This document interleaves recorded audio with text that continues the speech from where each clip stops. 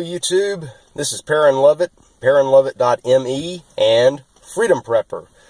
This is the commentary section of Prepper News Weekly for today, Friday, September the 8th, 2017.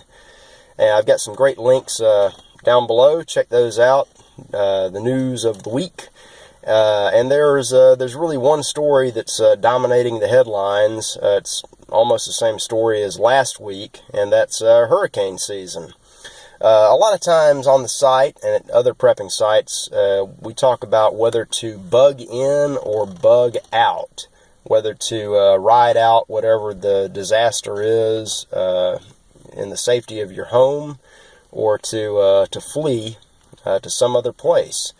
And this week, that's not really an abstract conversation.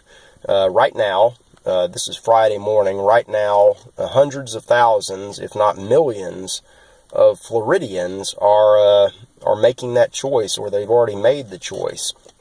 Do we stay here with a Category 5 monster hurricane coming straight at Miami, or do we leave? Do we flee north to Atlanta or Birmingham, Charlotte?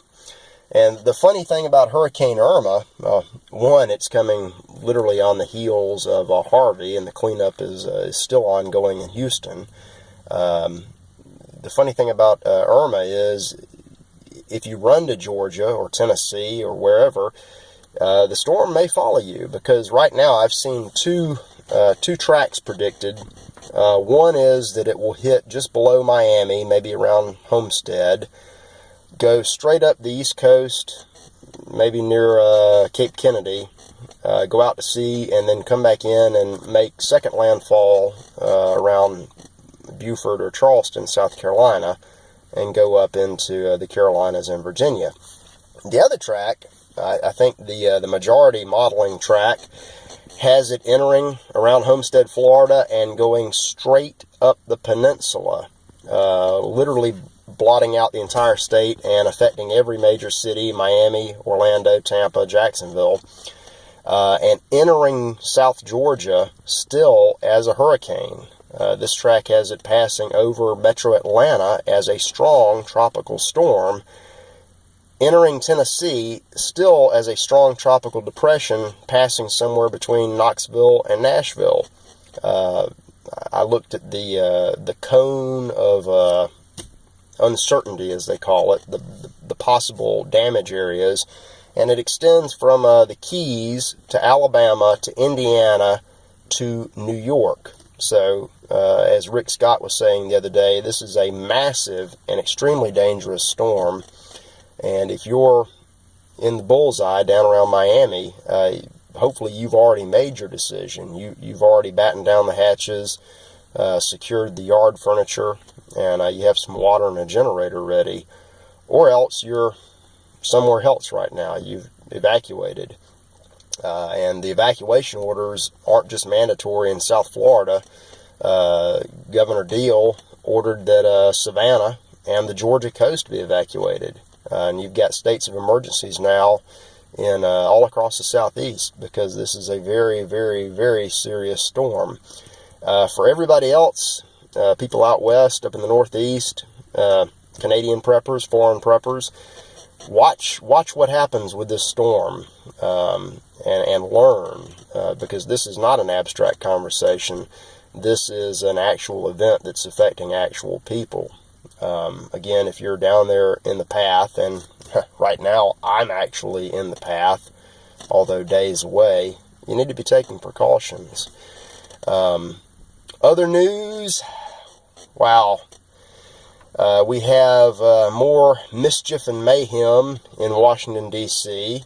I believe it was yesterday or the day before, the evening before, President Trump met with the leadership of both parties at the White House, and it almost seems like he's giving up on his own do-nothing Republican Party and putting more faith in Nancy Pelosi and Chuck Schumer, specifically as to government funding through the rest of this year into next year to the midterm elections, and for raising the debt ceiling.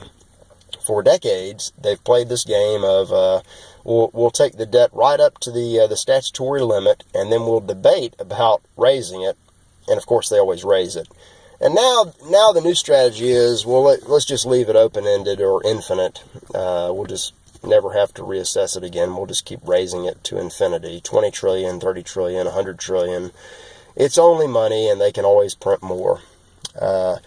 And to that point, the Democrats always seem to be able to get things done a little bit better than the do-nothing Republicans. Quid pro quo? Is he being promised something for giving in here? Probably. There's the attachment of relief money for Harvey and Irma. He's probably also being promised that he'll get his wall built. I don't believe those promises. The only thing that's certain here is more debt.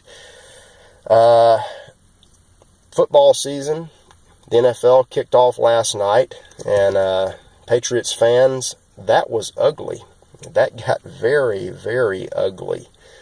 A lot more has happened. The storms and the weather, of course, are taking up most of the nation's interest. Check out the links below. Hopefully you've had a good week, and regardless of where you are, have a great and a safe weekend. Down in Florida, either stay dry or get packing now. And I will see you next week.